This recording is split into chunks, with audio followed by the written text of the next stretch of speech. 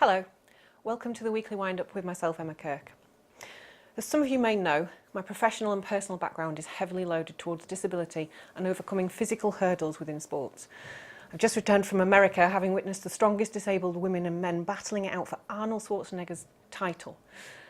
I'm extremely honoured today to be joined by John Welch, who is heading up the perfect combination of physical prowess within Rugby League with an RL-backed programme and to increase the participation of disability sports people in our beloved, well, my beloved game. Welcome to the show, John. Hi. How did you get involved in this fantastic project? I saw some footage just looking through the internet on Rugby League, and it was posted by a guy called George Tonner, who's the founder of New South Wales PDRL in Australia, and he posted some videos, and it just struck me that these guys with legs missing and arms missing were physically really hitting each other. It was a physical game of Rugby League, and that appealed to me immediately, but there's a lot more to that. So I just got in touch with George and just asked him, I'd love to get involved. I'm thousands and thousands of miles away. What do I do? And he just said, we've been trying to get England on board for years. Can you help us? And I said, I'll do my best. So I took it to Warrington Wolves initially, because I know the guys who work in the foundation there. Yeah. And from the work they're doing and the foundations in the disabled community and helping local children and adults kind of engage in projects throughout Warrington and other areas, they said, yeah, we'd love to kind of have a go at it. So that's where it stemmed from. So how many teams currently are setting up or have got a team already? Yeah, we've got two that are formed, which is Wakefield and Leeds Rhinos. We've got, out the back of a foundation meeting that we had with the Rugby League, we've got St Helens and Newcastle Thunder who have expressed interest and are going to do something this year.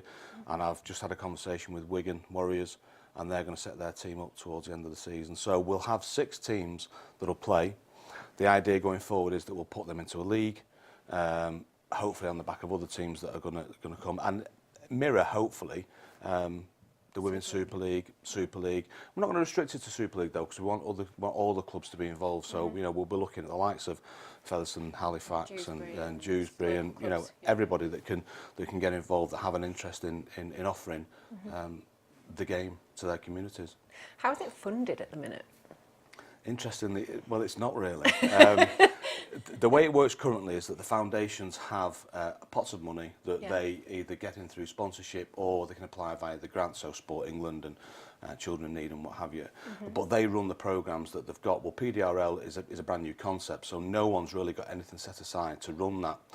So it's basically on donations currently. It's on the goodwill of the foundations and the actual clubs themselves that allow the staff to get involved and start to run these teams. And there is a lot of time and effort that's taken. So hopefully going forward, what we will do is, because we are governed by the Rugby Football League, that we'll have some money set aside, we'll put grant bids in and funding applications, and hopefully that will then create a pot of money with sponsors, potentially, that will then allow us to expand the game. Because there are some, I know that the guys at Oddballs, they donate money, don't they, to various different funds. Yeah. You should have a chat with them. Well, we've got, and of course, Rugby League Cares, which is the Rugby League charity, I think will be heavily involved in it as well. But I think, and that's the great thing about Rugby League, is that and we always say it and we always go on about it, but it is a family, and it's the community involvement, the spirit, and people get involved. I mean, we've got, in part of the game, part of the rules, you can have some able-bodied players. Now, not everybody goes down the route of that, but Warrington when they played recently, they had Sean Briscoe and Toa Love that played. Really?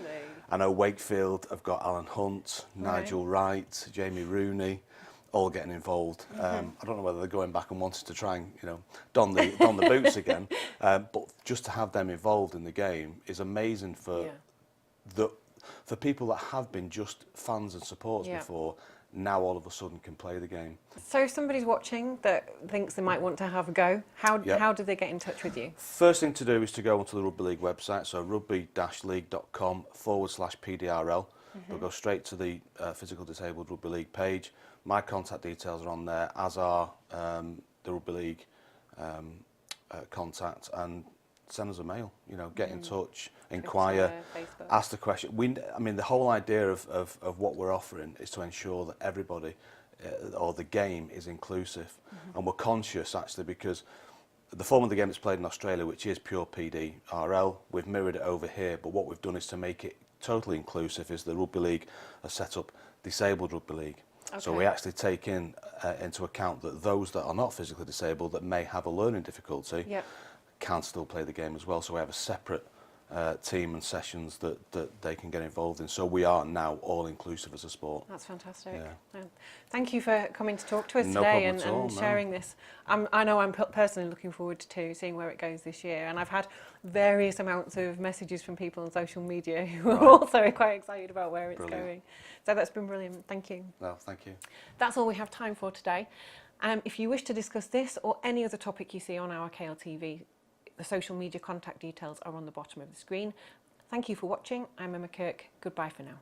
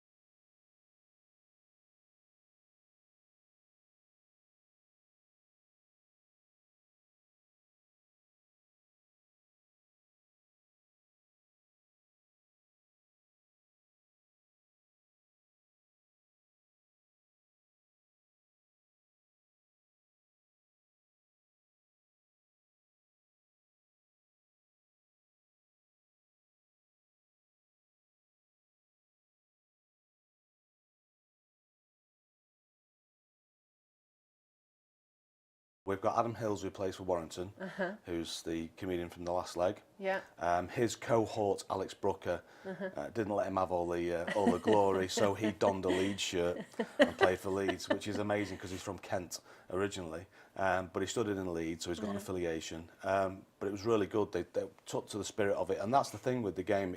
When I mentioned before about it being a physical game, and we call it physical disabled rugby league, but that's because people who play the game are physically disabled, but they do give their all, and there was no quarter given in that game. Played in front of, I think it was something like 1,500 people that came down to watch, raising a great amount of money for the foundations that were playing. So it was a great day.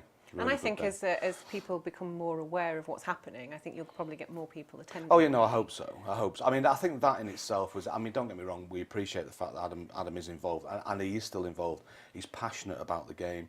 He's passionate about pushing PDRL. He travels from London to Warrington every Tuesday night to train.